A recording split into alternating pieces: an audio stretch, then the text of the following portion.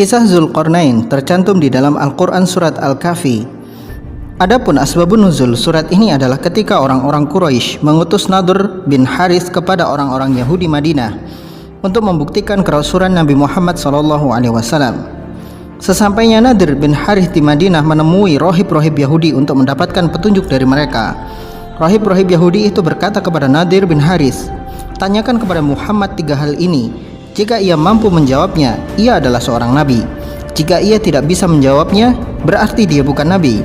Tapi jika ia menjawabnya dengan sangat lengkap, dia juga bukan nabi." Aneh sekali bukan? Kalau Rasulullah SAW dapat menjawabnya dengan lengkap, justru beliau bukan nabi. Apa saja pertanyaan itu? Pertama, tentang pemuda yang bersembunyi di dalam gua. Kedua, tentang raja yang berkelana dari barat sampai timur. Ketiga, tentang ruh. Ketika Nadhr bin Harith menemui Rasulullah SAW dan menanyakan 3 hal ini kepada Rasulullah SAW, beliau berkata, "Aku akan menjawab pertanyaan kalian ini besok." Rasulullah SAW mengatakan besok tanpa insya Allah, sehingga jawaban yang dijanjikan tidak juga kunjung datang hingga 14 hari lamanya. Barulah Jibril turun membawa wahyu kepada Rasulullah SAW. Allah Subhanahu wa Ta'ala pun menegur Rasulullah bahwa suatu saat nanti kalau berjanji kepada orang, hendaknya Rasulullah mengucapkan insya Allah. Jibril membawakan wahyu kepada Rasulullah SAW, yaitu surat Al-Kahfi tentang pemuda yang bersembunyi di dalam gua, dan akhir surat Al-Kahfi tentang Zulkarnain yang membangun tembok Ya'juj dan Ma'juj, serta surat Al-Isra ayat 85 tentang ruh. Dari asbabun nuzul ini kita bisa mendapati kesimpulan mengapa kisah Zulkarnain dan Ashabul Kahfi tidak lengkap, karena memang Allah Subhanahu wa Ta'ala buat tidak lengkap. Hal ini sudah diketahui oleh orang-orang Yahudi di zaman sebelum Rasulullah SAW diutus. Orang-orang Yahudi tahu bahwa Zulkarnain benar-benar pernah ada, namun sejarahnya hanya sedikit yang mengetahuinya, dan tetap menjadi misteri yang hanya Allah Subhanahu wa Ta'ala yang mengetahui kisah lengkapnya.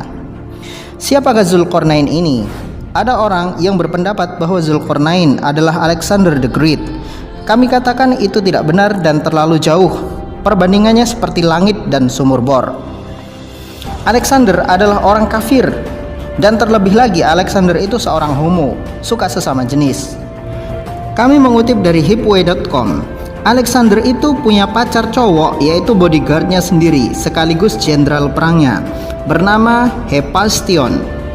Saking cinta matinya Alexander dengan pacar cowoknya ini, ketika Hephaestion tewas, Alexander jadi depresi dan akhirnya mati gara-gara patah hati. Mana mungkin Zulkarnain, seorang raja yang sangat soleh di dalam Al-Quran dijelaskan seperti itu, mempunyai sifat seperti Alexander the Great ini yang suka dengan laki-laki. Itu sesuatu yang sangat bertentangan sifatnya. Masih banyak lagi teori-teori aneh tentang siapa Zulkarnain ini yang kita tolak karena tidak masuk akal.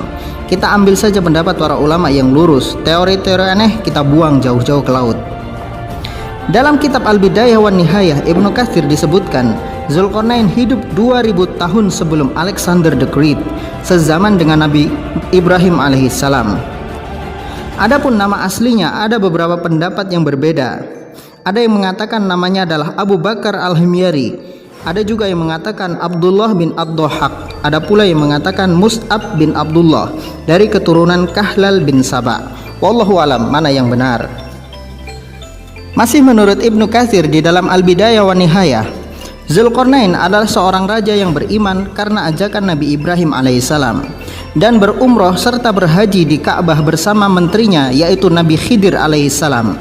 Adapun status Zulkarnain, apakah dia seorang nabi atau bukan, para ulama berbeda pendapat. Ada yang mengatakan dia adalah raja, bukan nabi. Ada yang mengatakan dia adalah raja sekaligus nabi, seperti Nabi Sulaiman alaihissalam. Menurut Syekh Abdul Aziz bin Baz, Zulkarnain adalah nabi karena dia mendapatkan wahyu dan perintah dari Allah Subhanahu wa Ta'ala. Dan menurut kami pendapat bahwa Zulkarnain adalah seorang nabi adalah yang paling kuat. Wallahu a'lam bishawab. Mengenai julukan Zulkarnain, mengapa dia diberi gelar pemilik 2 tanduk? Ada yang mengatakan bahwa Zulkarnain mempunyai ikat rambut seperti 2 tanduk. Ketika ia berdakwah menyeru manusia beribadah kepada Allah Subhanahu wa taala, orang-orang memukul tanduk ikatan kepala yang kanan, kemudian ia meninggal. Lalu Allah bangkitkan dia.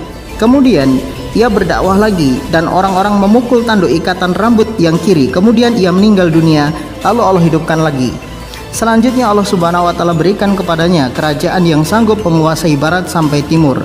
Pendapat ini dipegang oleh Ibnu Jarir At-Tabari. Namun, ada juga ulama yang berpendapat bahwa Zulkarnain adalah julukan, bahwa dua tanduk yang dimaksud adalah tanduk bumi bagian barat dan tanduk bumi bagian timur. Artinya Zulkarnain adalah pemilik tanduk barat dan sampai tanduk timur. Dan itulah kerajaan yang dikuasai oleh Zulkarnain ketika ia berjaya di masanya. Dan kami memandang pendapat yang kedua ini adalah yang lebih kuat karena didukung oleh banyak ulama. Di dalam Al-Quran, kisah Zulkarnain disebutkan sangat singkat sekali. Namun kita bisa melihat betapa hebatnya dia pada masa kekuasaannya. Setiap negeri yang ia datangi, ia taklukkan dengan izin Allah Subhanahu wa taala.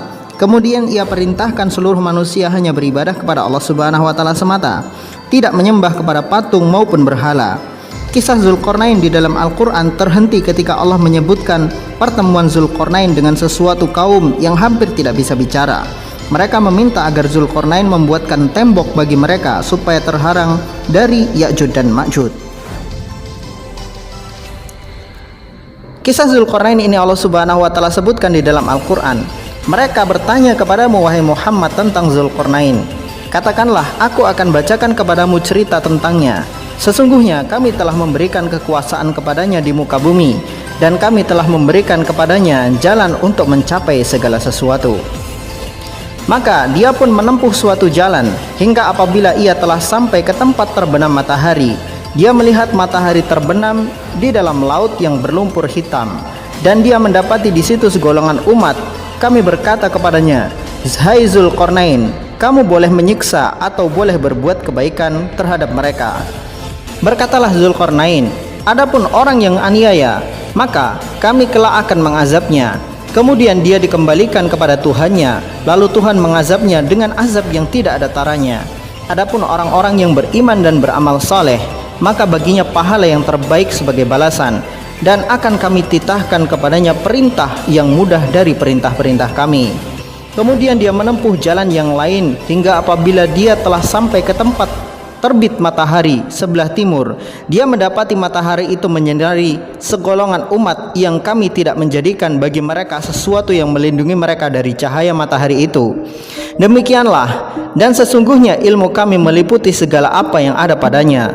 Kemudian dia menempuh suatu jalan lain hingga apabila dia telah sampai di antara dua buah gunung, dia mendapati di hadapan kedua bukit itu suatu kaum yang hampir tidak mengerti pembicaraan. Mereka berkata, "Hai Zulkarnain, sesungguhnya Ya'juj dan Ma'juj itu adalah orang-orang yang membuat kerusakan di muka bumi. Maka dapatkah kami memberikan sesuatu bayaran kepadamu supaya kamu membuat dinding antara kami dan mereka?"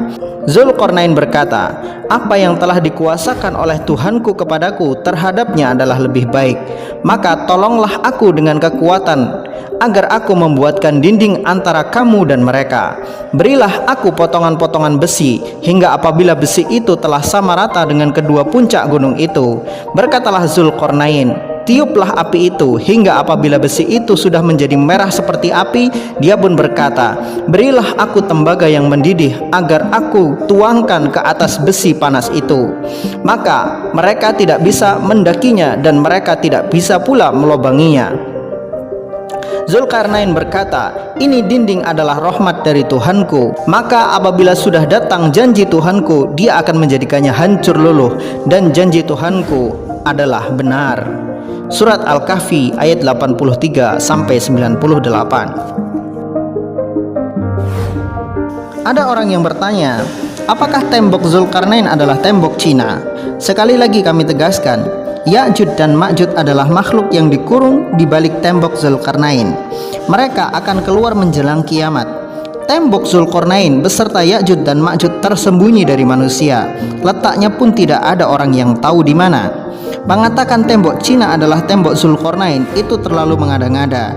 Inilah yang kadang membuat orang-orang kafir menertawakan Islam, karena kadang ada klaim-klaim tertentu yang tidak bisa dibuktikan. Bisa dikatakan cocok logi antara orang Islam, sehingga orang-orang kafir menertawakan orang Islam. Kita meyakini tembok Zulkarnain itu benar-benar ada. Namun di mana letaknya itu bukan urusan kita. Kita hanya mengimani perkara yang tidak terjangkau oleh akal. Kita kembalikan kepada Allah Subhanahu wa taala apa yang tidak kita ketahui. Wallahu a'lam bishawab.